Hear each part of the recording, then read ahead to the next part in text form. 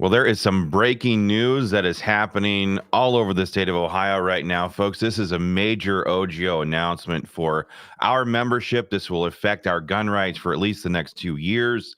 It affects a lot of things moving forward, but Jason Stevens, the current Speaker of the Ohio House of Representatives, has announced as of 2:00 p.m. today, this is Monday the 18th. It is Monday, right, Rob? Yeah. Yes, I believe so. Monday the 18th, that he is not going to run for re-election as Speaker of the House, and that election is supposed to be taking place on Wednesday afternoon of this week. So this is a big, huge development, folks, and we're going to talk in this video about how this is going to affect our gun rights moving forward, number one. But then number two, we're going to immediately talk about the two candidates who are running to replace him as the Speaker of the House. Again, it's no secret to our members and supporters how important this position is. The Speaker of the House controls the floor of the House. He controls all the committee assignments. They determine what bills get advanced through committee. They determine what bills come to the floor for votes. They appoint all the committee chairmanships. They appoint all the leadership, or not the leadership positions, but they appoint all the committee leadership positions. And it has huge ramifications for what we look like going forward. So yeah, the speaker controls almost everything that happens in that whole house, from the bills that get assigned to committees, if they get hearings, whether or not they get hearings, where they go. So, but basically, top to bottom, the speaker is where it's at. So this is a big deal.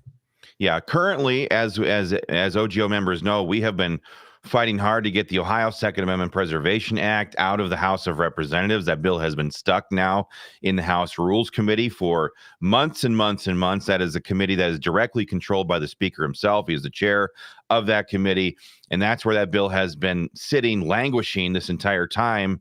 Gosh, I don't even remember when it was that we passed it. About probably a year ago. Yeah, I think it was. I think it was back in November. November of 2023. Yeah, is when we first passed it out of the Government Oversight Committee under Chairman Bob Peterson.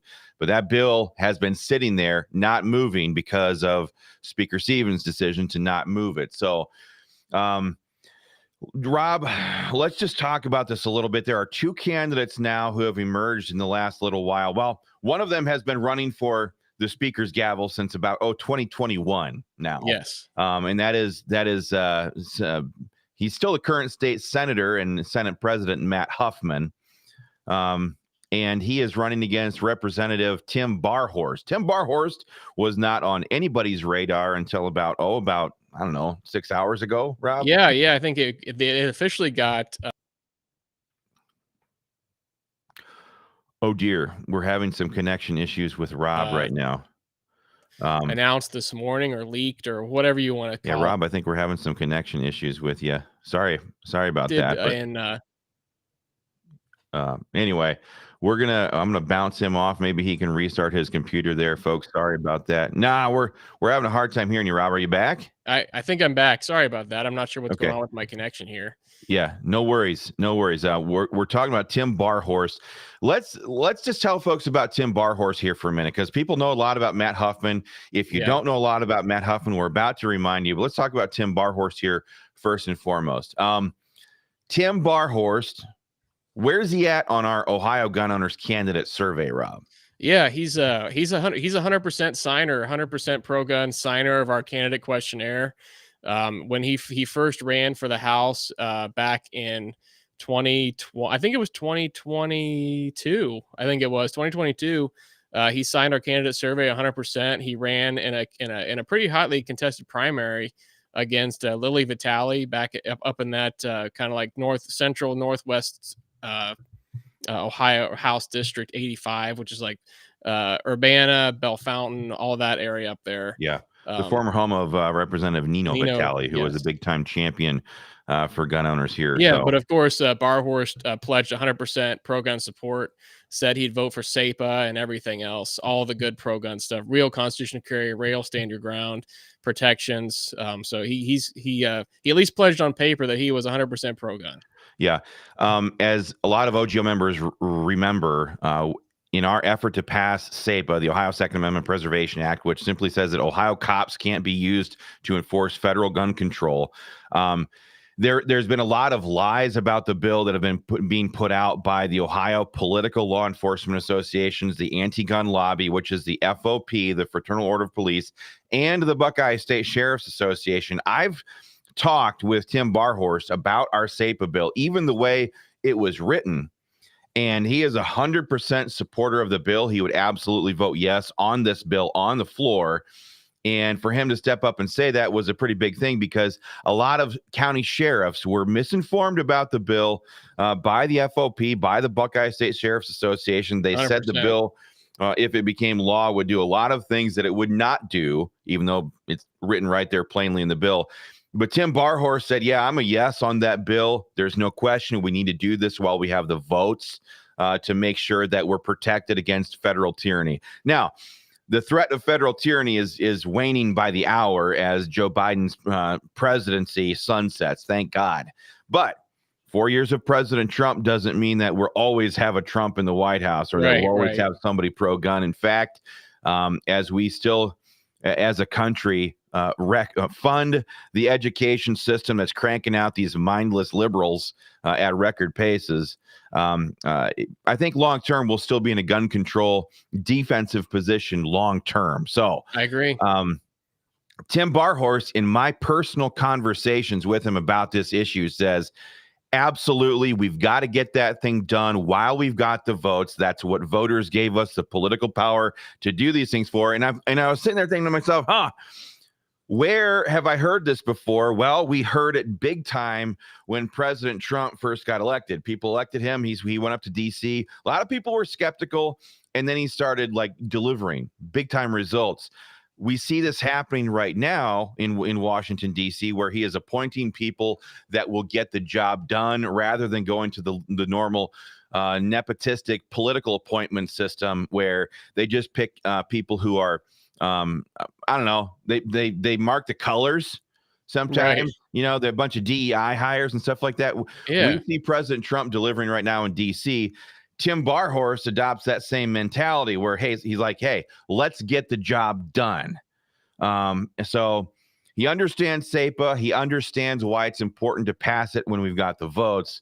That's a big thing. And it's more than just his signature now on his candidate survey. He in his conversations with me, his personal conversations with me, he's articulated that he understands why we need to do it and when we need to do it. So that's a big deal. Rob, why don't you let's just do kind of a comparison here between these two candidates. Again, Matt Huffman, how long has this dude been in office? Yeah, so Matt Huffman's been elected. I think he first served in the, I was reading earlier that he was the city council president of Lima City Council, I think for at least 7 years. Before he was even elected to the Ohio House. So I want to say it was probably right around 2000, 2001 was when he started his political career in the city of Lima. He ran for the Ohio House in 2006 and was elected. He rose to a leadership position in the Ohio House back then, late 2000s, early 2010s. And then once his 8 years was up, he decided to run for the state Senate. And was elected. I think it was when did he get elected to the Senate? 2017, I think it was. He was elected to the state Senate. He's been there ever since. And now he's attempting to flop back again. So, folks, for those of you who don't understand, even though we have term limits here in Ohio, they're a joke. They are a joke because there's nothing in the law against term limits that says that you cannot go back and forth between chambers. So, people like Matt Huffman, and there are plenty of other ones up there, trust me, that they will just kind of pick a buddy, and they'll one of them will be in the House for 8 years, one of them will be in the Senate for 8 years, and they'll just kind of flip flop back and forth to try to maintain themselves in state government in perpetuity. But he's been in elected office, at least in Columbus, since 2007 consecutively. So he's been there for quite some time. Yeah, that's pathetic. Again, folks, this is why term limits is such a crock, because the establishment uses that system to protect the establishment. Because when they codified term limits, they made sure that the worst of the worst rhinos were protected and able to stay there in perpetuity. So they went out and sold it to their voters as some kind of an upgrade for the state of Ohio. But what they really use term limits for is to make sure that rock solid Republican conservatives, people like Ron Hood and Tom Brinkman and John Becker and people like this, they term out. So no matter how bad they have to fight against those conservatives, and those conservatives are a bunch of knuckle draggers who are always trying to drag the conversation over to the political right, the establishment at least knows that every 8 years, those people are going to get culled out and replaced by another establishment hack. So that's how that system has been weaponized against us. Again, Matt Huffman's been in the Ohio General Assembly since what now? You said like 2007. 2007? He's been in leadership for, I think the last couple of years he was in the House, he was in leadership, and then he's been in the leadership in the Senate since 2019. So, obviously he wants to be Ohio House Speaker and be in leadership there. So that this guy, he obviously loves power. He wants to be in leadership wherever he's at. Yeah. So, yeah, these kinds of people have aborted the term public service, and they've bastardized it, and they totally use it to advance themselves politically, and that is their number one goal. They don't care about policy, they don't care about you and me. They care about getting reelected and keeping their hands on the levers of political power, like Ohio Political Action, whoever that is in the comment section just said Scott Wiggum. He's another one of those state representatives who is a rock solid fighter for conservative issues. But now he's being taken out because of term limits and being replaced by somebody who isn't even close to what battle tested Scott Wiggum is. So we've got Senate President Matt Huffman coming in for quite a while there, Rob. He was the guy who was talked about by a lot of people as the answer to this problem that we had with Jason Stevens getting elected by a majority of Democrats and a minority of Republicans. Right. Not even just a majority of the Democrats, every single Democrat voted for Jason Stevens for Speaker. Right. And now, and this is what is so insufferably, enraging to me.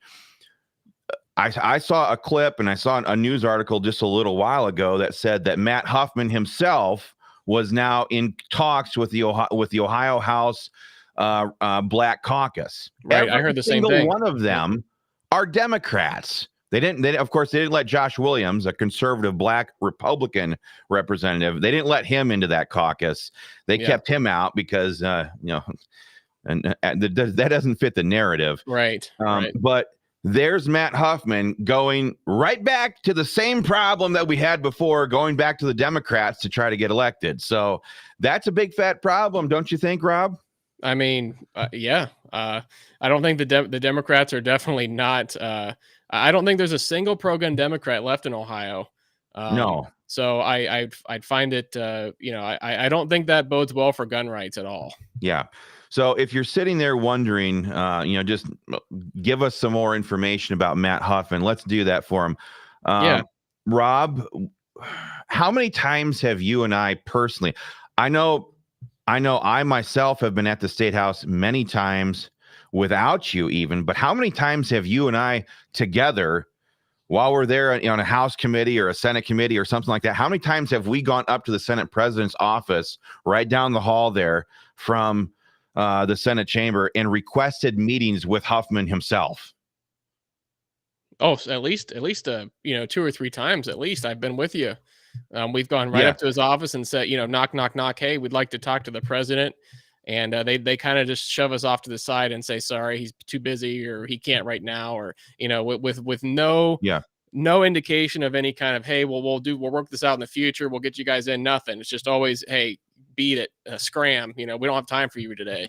And that's been the way it has been. And fortunately for Matt Huffman, he's been allowed to let that slide because we have been focused on getting legislation out of the House chamber. But now he wants to come over to the House chamber and run the whole place. Right. And by any measure, the House of Representatives is the far more conservative body in the 136th General Assembly, which we're about to kick off in January. So, so it's a big fat problem.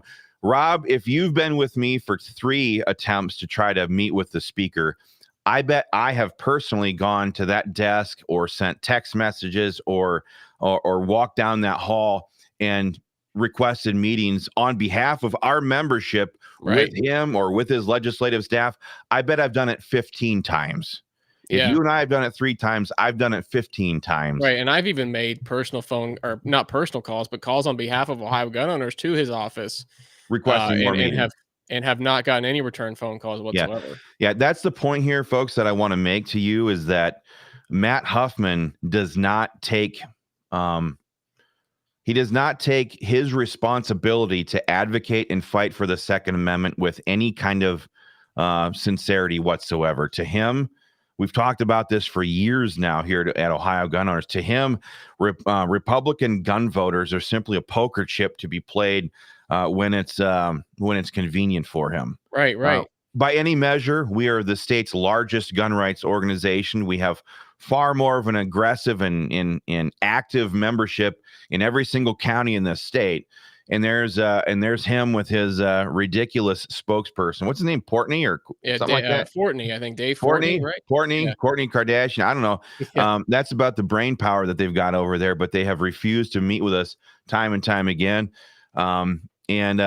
And honestly, he's been allowed to do that because we had bigger fish to fry at the time. But that is how nonchalant he is with the Second Amendment. And keep in mind, we just went through 4 years of the biggest attacks on our gun rights in anybody's lifetimes, including anybody in the Ohio General Assembly right now. right, And he didn't want to do anything. He right. didn't And we want to do haven't anything. had In a fact, they never pushed a bill out of that body by themselves without it first being pressured by the House side. right, Constitutional carry or permitless carry, stand your ground law. And actually going back to House Bill 228, and he wasn't the president then; it was Obhoff back then. right, But these guys sat there and let every single bill get watered down and never held the line against House Republican moderates who are also trying to water bills down. So you don't right. got leadership out of the guy. You got a guy who refuses to meet and talk about serious issues at the outset of every General Assembly. What else? What else do we know about Matt Huffman on other issues other than just gun policy to kind of give people a full sense of who this guy is? Well, I mean, he's the kind of guy that just generally likes to do the bare minimum to be what's considered a Republican, a conservative. Um, he likes to hide behind his very very powerful friendships as an excuse to do nothing.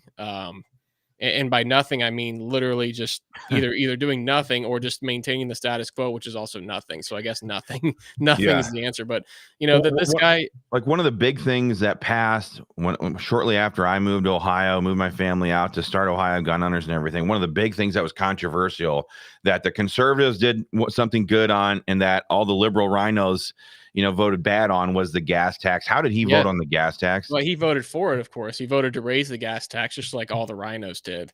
Okay. So this guy's raised taxes. I mean, just look at all you have to do is look at any of the last couple government budgets that they've passed out of Columbus. I mean, they're literally. I know they like to talk about how they're Yeah. simplifying tax codes and everything else, but they're spending more money than they've ever spent.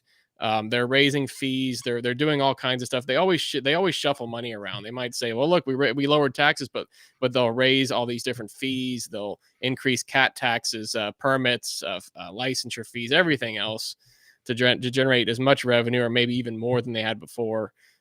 So it's these kind of he's the kind of guy that just likes to tax and spend your money, of course, in a more increasing way. It seems like all the time. All right. Rob, I need you to walk people through this as well Yeah. because Matt Huffman had a lot to do with this. But the Ohio redistricting process, Hmm. I think Matt Huffman has a very closely connected history with that. We Yeah. have a big problem with the way the system is set up right now. Somebody got that changed to the way it is right now. Walk everybody through that really quickly. Yeah, so this is more of a personal story with Matt Huffman, but as most of you know, I used to work at the Ohio House as an aide to former State Representative Ron Hood, who's one of the greats, one of the most pro gun guys out there. Um, But I remember one day in Agreed. particular, this was probably back in 2018, 2017. I was walking the halls of the Senate building with Ron, and we ran into Matt Huffman, and Ron wanted to talk to Matt about redistricting reform, and because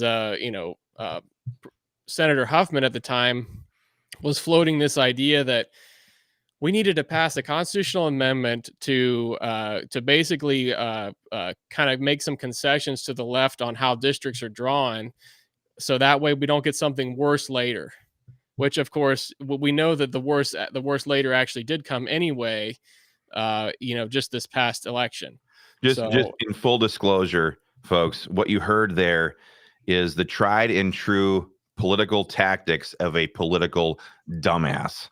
yeah, If you sit there and try to tell and convince voters that we have to pass this nasty thing right here in order to avoid the radical left coming in and passing something worse, that is absolutely the dumbest thing that you can hear out of a state senator or out of a state representative. And this is the guy who wants to be the next Speaker of the House. Let's just pop this up here. yeah, We've got Matt Huffman there on the right. We've got Tim Barhorst on the left.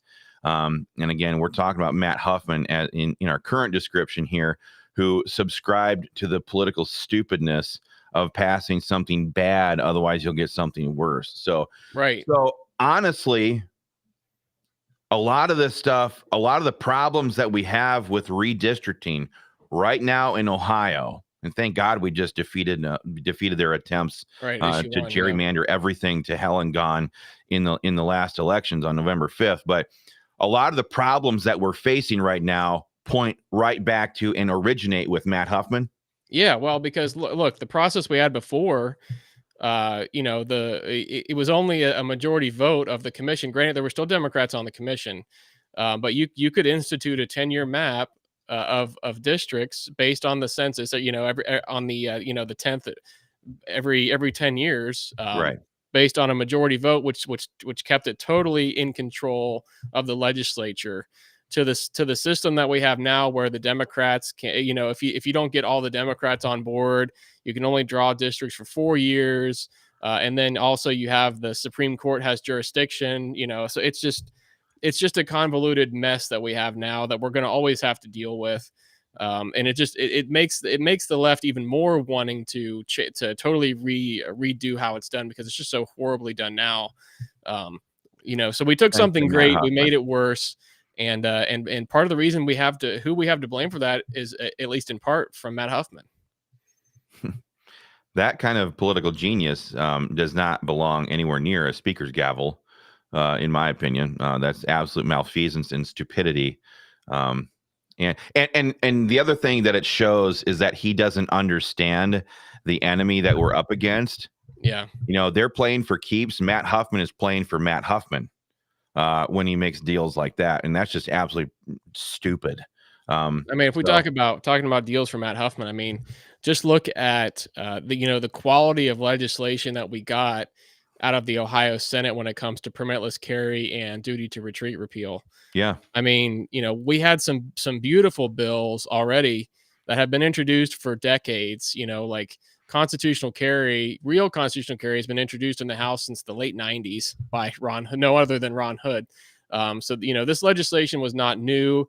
It had been around forever, and then all of a sudden we get some legislation out of the Senate that's talking about who's a qualifying adult, and oh yeah, all this nasty stuff. convoluted mess of a permitless carry law, and it just does the bare minimum, and then a bill that only when we have real stand your ground bills like House, what was it, Chris, 381, 381. Yep. that had been introduced for a couple years, and then we get a bill that only repeals the duty to retreat. I mean, Yeah. I think this was just a slap in the face of gun owners just getting the bare minimum.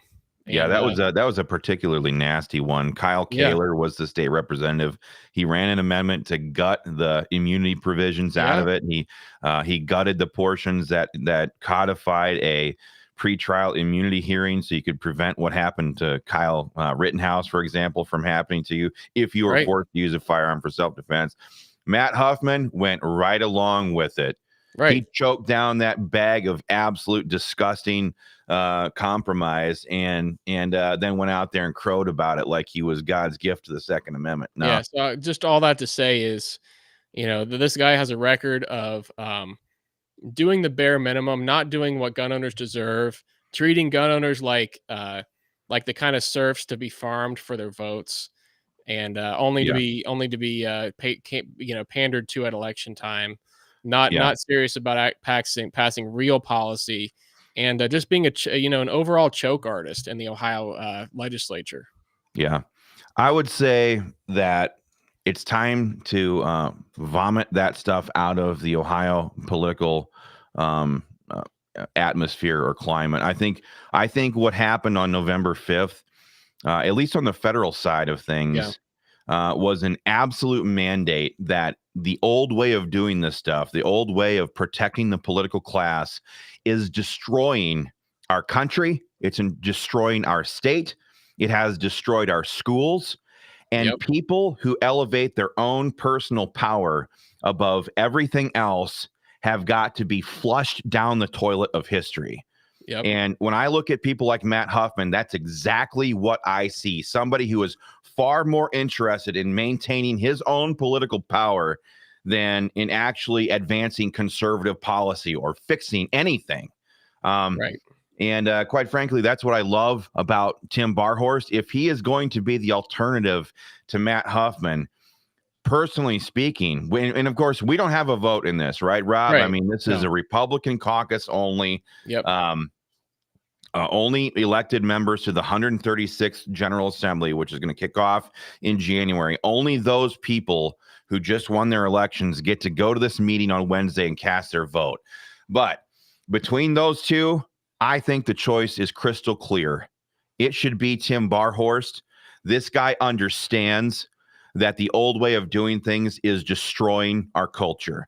He understands that when voters go to the polls and give our side, conservative Republicans, political power, when the alternative was radical left communism, that we need people to take that power and advance a conservative agenda, get things done in Right. Columbus and in Washington, D.C. I look at Tim Barhorst. That's exactly the kind of candidate I see. What do you think? I agree. I think that Tim has demonstrated that he's not afraid to get knee deep in the policy. He obviously, he's like I said earlier, he signed our survey 100% when he ran for the House. I think he's a true. I think it takes a true believer to do that. Obviously, I don't know if we've mentioned it yet, but Matt Huffman refused our survey every time he has run so far that we've been that this group has Yeah, been in how existence. arrogant is that? Yeah, he's refused our survey every time we've given it to him. Um, Refuses so to survey, refuses to meet with us, compromises on all the gun legislation that comes through his chamber, never yep, leads on anything, even though we've had Joe Biden in the White House for the last right, 4 years. What did he do to stop that? We had no guarantees that President Trump was going to win this right, election. We had huge things happening against huge attacks being made on our Second Amendment for the last 4 years, and he did nothing to stop that. right, and Um, not even not doing anything to stop it, but just refusing to go on offense in the ways that matter. right, He right. was not out there making press release, having pressers about, we need to push back against the Biden administration's Office of Gun Control, or, we need to make our own legislative office of gun policy that's, to advance pro gun policy, to counter Yeah. that. There's nothing like that. Yeah. Yep. And then some could ask, well, what about Tim Barhorst? Well, Tim Barhorst has been in office since a whopping 2022. Yeah. Um, Yep. and not in a leadership position. He's been a state representative, and quite frankly, I'm ready for that. I think the state of Ohio is ready for that. These corrupt establishment types who've been in there, who make a practice of bouncing from chamber to chamber like a freaking pinball machine. Right. Um, uh, they've demonstrated time and time again that they're in it for themselves, and you and me and our kids and grandkids be damned. Yeah. I mean, So, look at people like, obviously, like President Trump. He was not a political guy until he came down the escalators. We right. talk about you know, uh, um, Oh, Now you got Elon Musk. Elon Musk. These guys are not political. I mean, but they're teaming Thank up to do God. some amazing things. We've got our new U.S. senator that knocked off literally a career politician, Sherrod Yes. Brown. Bernie Moreno. I mean, he was not a political guy at all either. So yeah, I think this is the time for people who are outsiders, who want to come in and actually get things done. That want to actually drain the swamp. We need to actually drain the swamp. Yeah. Um, And you the know, swamp isn't just in DC. It's no, alive there's and swamps well everywhere. in There's downtown swamps everywhere Columbus. you look. Yes. So this is what the people voted for. This is what they want. I mean, Yep. not even just here in Ohio, but this is a nationwide problem. People want the swamp drained. I mean, Bob Casey went down in Pennsylvania. I mean, there were even in Pennsylvania, they lost two Democrat U.S. House members too that had been Yes. long time elected. So I Yes. mean, this was definitely the year of the people rising up and saying we've had enough with these people who have been in office for a long time. Yep. So I think that's what the Relieve people them of want. the burden of public service. That's what And the people want.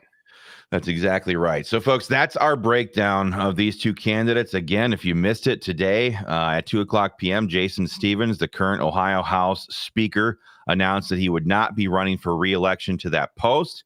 He, again, just won re-election to that House Right. seat, of Obviously, course. he'll stay in the House, yes, but Yep. just not run for Speaker. Right, and not run for leadership positions, I assume. And now the race now boils down to these two candidates. We'll pop up their image here real quick on so you guys can see him. Tim Barhorst on the left. Some would consider him to be the dark horse challenger, running against longtime establishment hack Matt Huffman, who has been engineering his takeover of the Ohio House. He desperately wants to become the first Ohio 8-year speaker. Right. Term limits. He wants to come right into the House of Representatives. I don't know about you, Rob, but if I was a state representative in the Ohio House who's been there for the 135th General Assembly and the 134th General Assembly, the idea that this guy gets to come over from the Senate chamber and just become the heir apparent and tell everybody what to do, I find that so insufferably arrogant. I couldn't handle it. Just to expect a coronation, if you will, of people just bowing down and saying yes, dear leader, Who in the heck do you think you are? Right. And he doesn't have any idea of the workflow of the way people have been working, of the legislation that people have been pushing for the last, I don't know, kind of several years. None of that stuff. He's going to come in and it's going to be his way or the highway. And again, this guy is well connected to the lobby. He is the top fundraiser. He'll be able to sit there and threaten problematic right-wing conservative Republicans and say, hey, if you don't shut up and sit down, get in line with the moderate establishment wing of this party, we're going to recruit a candidate to run against you and primary you out of existence. I mean, that's the way these guys have operated for years years and years. I've witnessed it when I was there. Yes. So, folks, it is, as my buddy Shane Turner says, it is time to be unburdened by what was. And I think that's amazing. That is the theme of this. The theme of this election cycle. It's time to be unburdened by what was. That's amazing. Amen. Preach it, our brother. So that's the situation. We don't have an action alert with this, but if you guys know who your state representative elect is, right now would be an excellent time to call them and say that between these two candidates, Tim Barhorst is by any measure far more conservative and far more aggressive in his desire to pass conservative policy than Matt Huffman is. Now would be a great time to do that. So, yes. Anything else you want to add? I think we've covered it all. So, no, I think this has been great. Yep. All right, folks, we will be back. This is when the vote is going to be happening on Wednesday. This is a behind closed door event. Yep. And sadly, we can't be in the room as much as we would love to be. But we will be obviously giving you guys updates as we hear information. So thanks for watching. Please share this video all around with everybody you know.